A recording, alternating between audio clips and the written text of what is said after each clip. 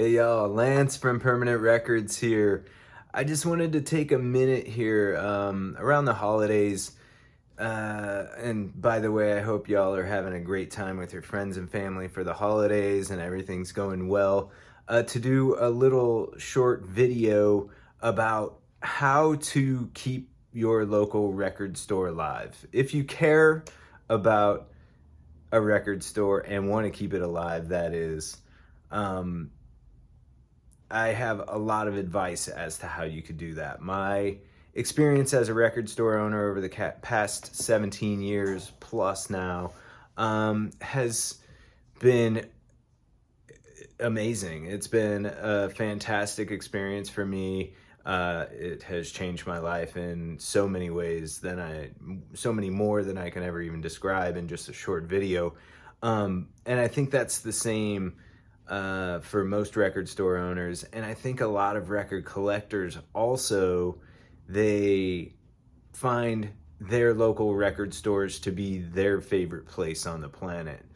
And yet, some of the coolest record stores that have ever existed have gone out of business. Not always to any fault of their own. Sometimes record stores have a lease that runs out and then they can't find another storefront in their neighborhood or anywhere that makes any sense. So the owners give up and move on to something else. There's a lot of different reasons why record stores go out of business. Some of them just aren't well managed and don't do good business and they go by the wayside. And those are not usually the ones that are missed, but there have been some great record stores that have gone out of business. One example I can think of off the top of my head is Other Music from New York. And you can learn all about Other Music and their story in a documentary that I can't think of the name of off the top of my head, but it may just be called Other Music. But that said, we have all of us who have been collecting records for many years now have seen great stores come and go. And sometimes it's really puzzling. Double Decker out of Allentown, Pennsylvania, just went out of business recently and someone bought all of their inventory. I'm not sure what Jamie's motivation was for selling off all of that inventory and getting out of the business, but that obviously was the move that he wanted to make, and that is great for him. Hopefully it was not a matter of not doing well and it was a personal choice. But sometimes I digress. Sometimes the reasoning for stores going out of business is out of their hands, the store owner's hands, that is. So anyway, that's why I'm here today. And I said this video is going to be short, so I'm going to try to keep it short and sweet. I'm here today to remind everybody how to keep their local record store alive. There are 5 really, really simple steps to keeping your favorite record store in business. First and foremost, buy as much stuff as you can, as often as you can, from your favorite record stores. It's as simple as that. Vote with your dollars, as they say.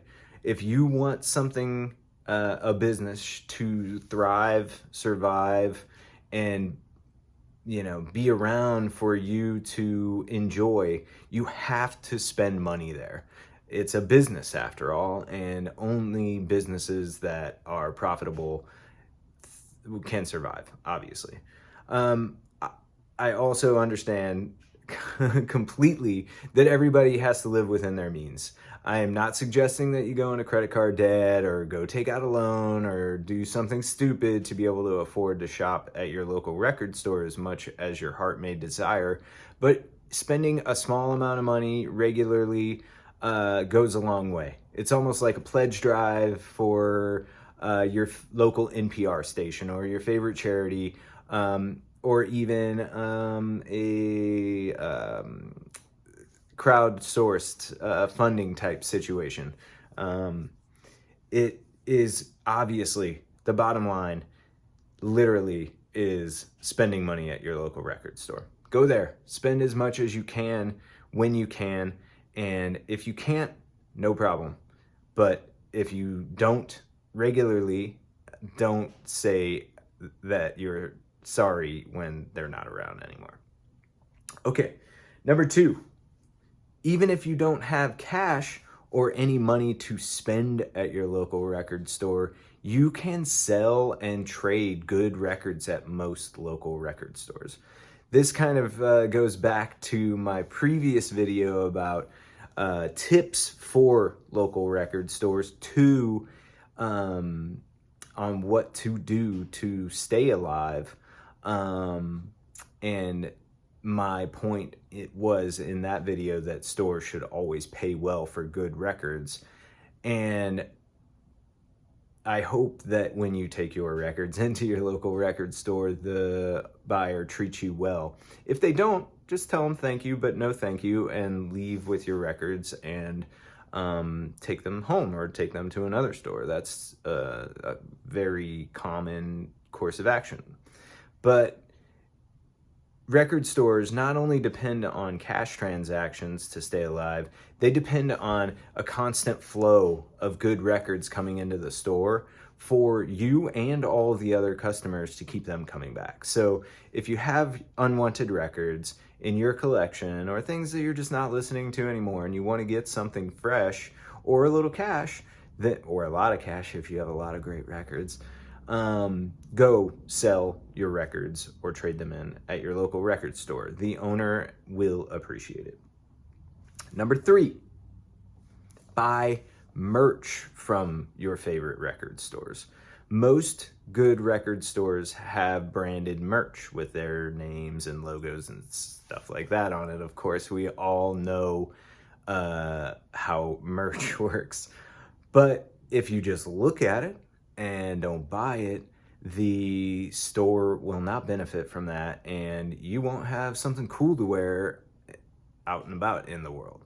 Not only does buying merch help your local record store survive, because A, it's an item usually the store can profit off of fairly well and produce more of as they need it, unlike good records. It also is great advertising for your local record store. So, and it's a good conversation starter with strangers. I can't even count how many times I've been wearing a record store, my own or another record store's merch, out and about, and had it cause someone to approach me and strike up conversation, which is rad. I'm always stoked to talk about whatever record store or band or, well, I think that's about it. Is my wardrobe consists almost entirely of black band and record store t-shirts.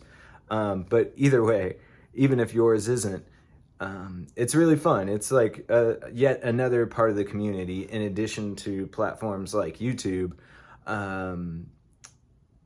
It's another part of the community, and it creates dialogue and conversation, and you can share stories about your favorite record store when someone approaches you about theirs, etc.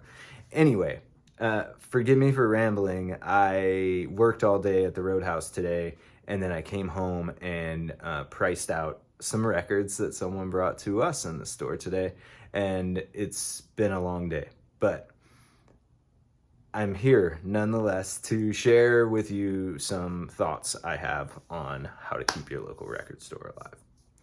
Number 4, buy gift certificates. Most good record stores have gift cards or gift certificates that allow you to buy to support them and then give those gifts certificates or gift cards away to friends. Buying records for other people is really tough. Most record collectors and music lovers have very specific tastes, and without being able to go rifle through their racks at home or their shelves like the one behind me, you may not know what they already have or what they've really been wanting. And record stores gift certificates for record stores can be a good way of giving the gift of music without having to make a difficult decision or buy something for someone that you think that they won't like and maybe will just keep it to not offend you. So it's another form of merch, and it's another way to spend money at your local record store to keep them alive. Gift certificates. Maybe people just call them gift cards now, but we have gift certificates at the Roadhouse at Permanent Records. So, and last but not least, tell everyone you know about your favorite record store. Tell people about the record stores you want to see thrive. I know you may feel like your local record store is a little treasure diamond in the rough, hidden gem of a place for you, but if it is only supported by you and a small number of people who know about it, then it does not have a good chance of survival. Word of mouth has been the biggest form of advertising for my store for over 17 years now. We depend almost exclusively on word of mouth advertising, and having people tell their friends and family about our store is what has helped us survive as long as we have. I don't go out of my way to pay for advertising. I don't think it's a good way to invest money, and that's just a free pro tip for any other any other record store owner that may be listening to this or watching this video.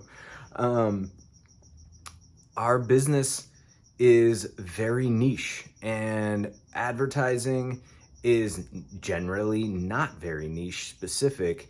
There are certain platforms and ways you can advertise that would probably be beneficial to record stores. But in my opinion, the best form of advertising is word of mouth.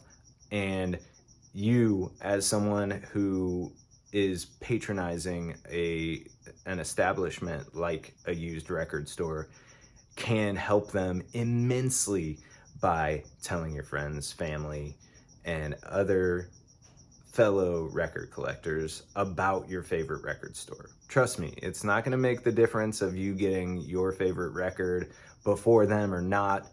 There are lots of people going into the record store at any given time, and your spot being around longer is going to bode better for you than you keeping it a secret. So anyway, that's it for this video. I want to wish everybody happy holidays, happy new year. We'll be seeing you a whole bunch more in 2024. Thank you again for watching this video and all the others. Our last video got almost 1,000 views, which is really exciting to me. This is a very new thing that we're trying out, and I'm having a lot of fun doing it. Thank you for all your comments. I love hearing from people watching these videos to hear your thoughts and know what you think that we're doing well. I'd love to hear your constructive criticism as well. And thank you for liking and subscribing and just generally being patient with me as I figure out how to navigate these waters. Again, Happy New Year. We'll see you in 2024, y'all. Cheers.